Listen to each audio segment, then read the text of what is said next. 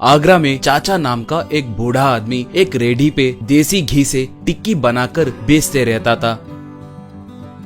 वो बहुत स्वादिष्ट होते थे, इसलिए लोग वहाँ पर उमड़ कर आते थे। चाचा उसके बनाने वाले टिक्की पे एक सीक्रेट मसाला छिड़कता था। वो मसाला पुश्तों से आ रहा एक रहस्य था। उसे रेडी पे मौजूद घी टिक्का पे छिड़ककर ग्राहकों को देता था। उस मसाले के वजह से ही उसे उतना स्वाद मिलता था। उनके घर में एक छोटे बच्चे की तस्वीर होती थी। उसके सामने खड़े होकर चाचा और उसकी पत्नी हर दम दुखी होते रहते थे। चाचा, हमारा बेटा हेमंत बचपन में ही लापता हो गया। एक लौता बेटा था, अब कहाँ पर है, क्या कर रहा है पता नहीं। अगर वो होता तो कितना अच्छा होता था। अब मेरे बाद उस मसाले का राज और किसको बताऊं? कहता तो पत्नी, वो जहाँ कहीं भी हो जिंदा रहे कहकर, खुशी से रहे कहकर प्रार्थना करेंगे जी। मुझे उस भगवान पे भरोसा है, किसी न किसी दिन हमारा बेटा जरूर लौट आएगा कहकर बोलती। एक बार एक युवक रेढ़ी के पास आकर,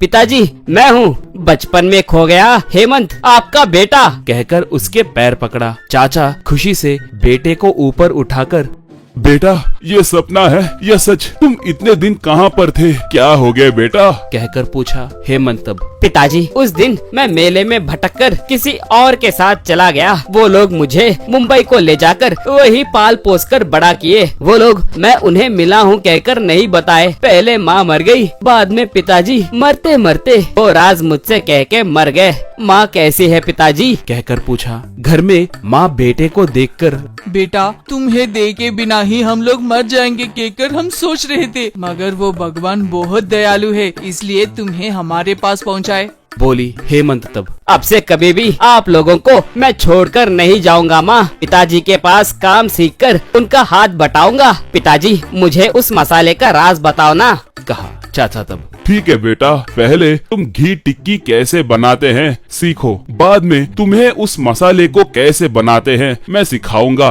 कहा। ऐसे हेमंत चाचा के पास घी टिक्की बनाने का तरीका अच्छे से सीखने लगा। एक बार चाचा उसे एक पेपर देकर, बेटा हेमंत, इस पेपर में उस मसाले को कैसे बनाते हैं वो सब लिखकर दे रहा हूँ। इसे देखकर तुम खुद मसाला बना सकते हो, कहकर उसे पेपर दिया। हेमंत उसे लेकर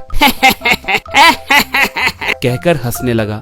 माँ आश्चर्य में पड़कर, क्या हुआ बेटा, ऐसे क्यों हंस रहे हो? कहकर पूछी। वो तब, कौन है तेरा बेटा? मैं तुम्हारा बेटा नहीं हूँ। उस मसाले का राज जानने के लिए वैसे नाटक किया था। अब से मुझे तुम लोगों की कोई जरूरत नहीं है। मेरे जाल में अच्छे से फंस गए ना, कहकर वहाँ से चला गया। वो एक दुकान में उस चिट्ठी में लिखे सारे सामग्री खरीदा। बाद में वो एक ठेला लेकर आगरा फेमस देसी घी टिक्की कहकर एक बोर्ड रखा। वो अपना ठेला ठीक चाचा के रेढ़ी के सामने ही रखा। वो तब, बुढ़ाओ, क्यों चौंक गए? अब देखो, मैं भी तुम्हारे मसाले के साथ टिक्की बनाकर तुम्हारे जैसे ही बहुत पैसे कमाऊंगा। कहा। वहाँ आए ग्राहकों को घी टिक्की बनाकर वो मसाला छिड़क कर देने लगा। उसे खाकर लोग थूकने लगे। एक, चीची, कौन है रे तू?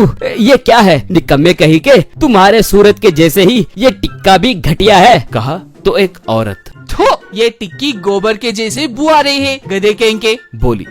ऐसे वो सब उसे पकड़कर खूब मारे। वो देखकर चाचा, क्यों रे, मैंने तुम्हें सच में राज बताया है कहकर सोच रहे हो क्या? तुम्हारे जैसे ही मैंने भी नाटक किया। पहले दिन ही तुम चोर हो कहकर मुझे पता चल गया था, क्योंकि हमारे हेमंत के हाथ पे एक निशान था, वो तुम्हारे हाथ पे नहीं है। और ऊपर से वो मेले में नहीं घूमा, इस गांव में घूम गया था। वैसे भी उसे उस मसाले के बारे में बिल्कुल पता नहीं था, मगर तुम आते आते ही मसाले के बारे में पूछे, तभी मुझे शक हुआ। तुम्हें एक और बात बताऊं, हमारे बेटे ने हमें कल ही फोन किया था, कह रहा था कि उसे किसी ने दुबई ले जाकर उसे पाला है। वो कल घर आ रहा है। उसका फोन आने के बाद ही मैंने तुम्हें वो चिट्ठी दिया। ऐसा लगा मेरा झटका, कहा। बस वो गश गाकर नीचे गिर गया। थोड़े दिनों के बाद हेमंत लौट कर आया। उसके माता पिता उसे देखकर बहुत खुश हुए।